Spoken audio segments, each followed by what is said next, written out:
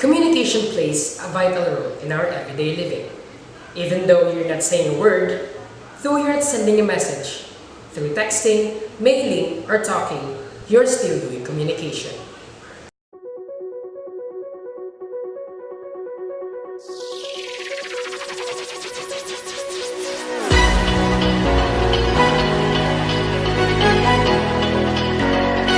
Hi, my name is Aladin Intoy Jr. and for this video, we will talk about how communication in media impact our community. And it is the Elias B. Lopez Dormitory here at the University of the Philippines, Mindanao. We are 182 dormers all in all residing at the EPL dorm. Each room is composed of 4 dormers. In other words, I have 3 roommates. 2 of them are BS Architecture students from Bukidnon. One is a BA Communication and Media Arts student from Pantukan, Compostela Valley Province, and I, also a BA Communication and Media Arts student from Tagum City. Because of the different places we came from, a type of interpersonal communication, which is intercultural communication, can be widely observed, which brought several challenges not only for us, but also with the other dormers, especially in our first few days. Moreover, the most common challenge is unfamiliarity with one another. According to The Degree of Strangeness by William Gonnekunst and Young Yun Kim, it deals with 3 levels. First, the cultural level. Knowing the other person's dominant norms, values, and cultural practices from the place he or she came from. Second is socio-cultural level. This involves knowing in what group the other person wants to belong. And finally, psychocultural level. In this level is knowing more about the other person, his or her characteristics, and other more useful data which can be utilized in communicating with him or with her. Just like how I met my dorm mates the first time, all those impressions and stereotypes just came running, like where they came from, what school did they came from, what are their achievements. Like knowing in UP, there are many students who are just as brilliant, maybe as I am, or even more brilliant than me, and I think that's one factor.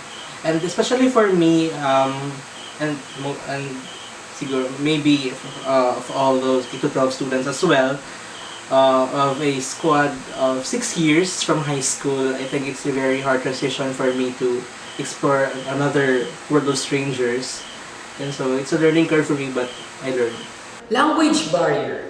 We have this what we call pragmatic mismatch. Since we are from a variety of places, some words have different meaning in our respective contexts. Just like for example, the langgam in Bisaya is a bird, and the meaning of langgam in Tagalog is an ant.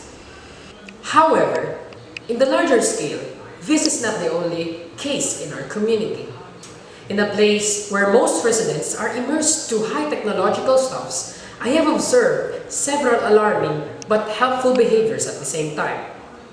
Listening to radios, flipping pages of newspapers, even watching the television is being done seldom. On the other hand, in connecting with our loved ones in our own hometowns, Messenger is the mainly used medium.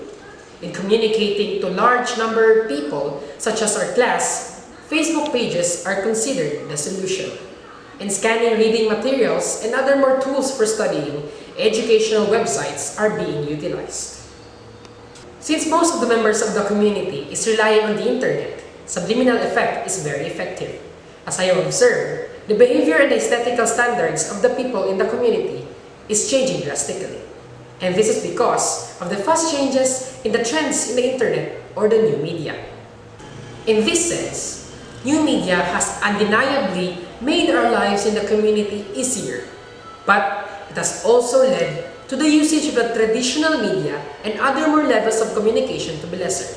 Scholars should consider finding ways to utilize intercultural communication in making advantages for interactive learning in this era when face-to-face communication is considered as a second option. Find ways to easily bridge the gap despite the level of strangeness the community is experiencing. And that's how communication and media affect my community. How about you? How did communication and media affect yours?